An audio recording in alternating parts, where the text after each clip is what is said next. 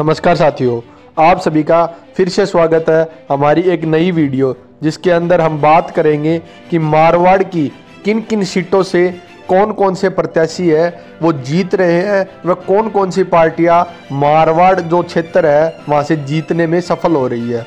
अब पहली सीट की बात करते हैं, वो है शिव विधानसभा सीट, जो कि इस विधानसभा चुनाव के अंदर एक सबसे बड़ी हॉट सीट मानी जा रही है। तारानगर के बाद इस सीट पर निर्दलीय प्रत्याशी रविंद्र सिंह भाटी है वो चुनाव निकाल सकते हैं और इस सीट से निर्दलीय प्रत्याशी अपनी किस्मत दो निर्दलीय प्रत्याशी अपनी किस्मत आजमा रहे थे, जहाँ एक और फतेह मोहम्मद खान चुनाव लड़ रहे थे, वहीं एक और भाजपा से बागी होकर रविंद्र सिंह भाटी है वो निर्दलीय चुनाव लड़ रहे थे। तो इस चुनाव को रविंद्र सिंह भाटी निकाल सकते हैं। अगली विधानसभा सीट है गुड्डा मलानी।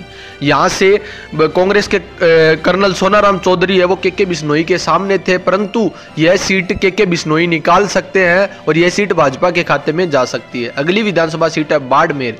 बाड़मेर की जो विधानसभा सीट है वह निर्दलीय प्रत्याशी प्रियंका चौधरी के जीतने के कयास लगाए जा रहे हैं और जैसा कि सट्टा बाजार भी यही बता रहा है कि प्रियंका चौधरी इस सीट को आसानी से निकाल लेगी। अगली विधानसभा सीट है पोखरण। यह विधानसभा सीट भी एक हॉट सीट मानी जा रही है। यहाँ से कांग्रेस के साले मोहम्मद मैदान में है, वहीं भाजपा ने यहाँ से महंत प्रतापपुरी को मैदान में उतारा है। तो यह सीट भाजपा के महंत प्रतापपुरी जीत सकते हैं, क्योंकि महंत प्रतापपुरी ने पिछला चुनाव मात्र 874 वोटों के अंतराल से हारा था। तो इस बार कयास यह लगाए जा रहे थे कि महंत प्रतापपुरी सीट को जीत सकते हैं। अगली सीट है बायतू। दोस्तों, बायतू में जो इस बार का जो मुकाबला है बड़ा ही रोचक और शानदार हो रहा है, क्योंकि बायतू से कांग्रेस के कद्दावर नेता और बाड़मेर जिले के सबसे कद्दावर नेता माने जाने वाले हरीश चौधरी है वो अपनी सीट बचाने में नाकाम हो रहे हैं। यहाँ से आरएलपी उम्मीदवार उमेदाराम बेनीवाल, जिन्होंने लगातार 5 साल इस सीट के ऊपर कड़ी मेहनत की, उन्हें इस मेहनत का परिणाम मिल रहा है और वह इस सीट को निकाल रहे हैं। अगली विधानसभा सीट है पंचपदरा। यहाँ से मदन प्रजापत है वो अपनी सीट निकालने में सफल हो रहे हैं। यह वही मदन प्रजापत जिन्होंने 6 महीने जाकर बालोतरा को जिला बनवाया था। तो दोस्तों, अगली विधानसभा सीट है जालोर। यहाँ से भाजपा के जोगेश्वर गर्ग है वह जीत हासिल करने में सफलता प्राप्त कर सकते हैं। यह सीट भाजपा की झोली में जा सकती है। अगली विधानसभा सीट है भीनमाल। यहाँ से समरजीत सिंह, जो कि कांग्रेस के विधायक प्रत्याशी है इस सीट से, वह इस सीट को जीतने में सफल हो सकते हैं। अगली विधानसभा सीट है रानीवाड़ा।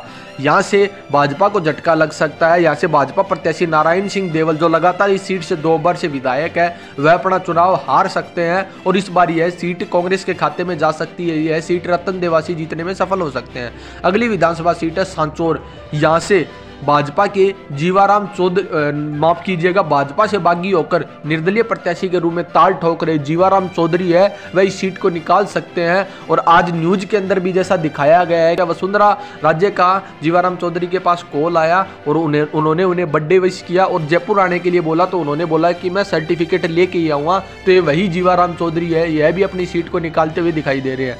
अगली विधानसभा सीट है जोधपुर। यहाँ से कांग्रेस की जो सिटिंग एमएलए है मनीषा पंवार वो अपना चुनाव हारती हुई दिखाई दे रही है। यहाँ से भाजपा के अतुल बंसाली है वो कमल खिलाने में सफल हो सकते हैं। अगली विधानसभा सीट है सूरसागर। यहाँ से भाजपा के देवेंद्र जोशी है वो जीत हासिल करने में सफलता प्राप्त कर सकते हैं। जैसा कि हमारे आंकड़ों में और हमारी टीम के द्वारा जो आंकड़े हमारे सामने पेश किए गए उनमें भी यही शो हो रहा है कि देवेंद्र जोशी इस सीट को आसानी से निकाल लेंगे। अगली विधानसभा सीट है लूणी।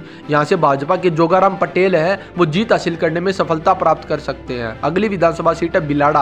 यहाँ से भाजपा के अर्जुन लाल गर्ग है वो जीत हासिल करने में सफलता प्राप्त कर रहे हैं। अगली विधानसभा सीट है जैसलमेर। यहाँ से भाजपा के छोटू सिंह भाटी है वो अपनी सीट आसानी से निकालते हुए दिखाई दे रहे हैं और यह सीट भी भाजपा की झोली में जाती हुई दिखाई दे रही है। तो दोस्तों, यह थी मारवाड़ क्षेत्र की विधानसभा सीटें, जहाँ पे हमने आपको बताया कि कौन सी सीट से कौन सी पार्टी है वो मजबूत दिखाई दे रही है और 2-3 इसके अंदर हॉट सीटें भी आई है, उनके परिणाम भी हमने आपको बताए हैं। और हमें पूरा भरोसा है कि हमारी टीम के द्वारा जो तथ्यों के आधार पर जो डेटा और जो समीकरण बनाए गए और जो जनता के बीच में हमारी टीम गई है, उस आधार पे हमने डेटा आपके सामने पेश किया और हमें अपनी टीम पर पूर्ण विश्वास है कि जो हमारा ये जो डेटा है वो कल पता लग जाएगा, परिणाम इसके अनुरूप ही आने वाले हैं, अनुकूल ही आने वाले हैं।